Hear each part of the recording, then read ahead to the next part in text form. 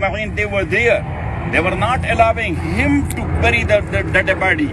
But he was actually teaching us what your duty to do in such lifetime.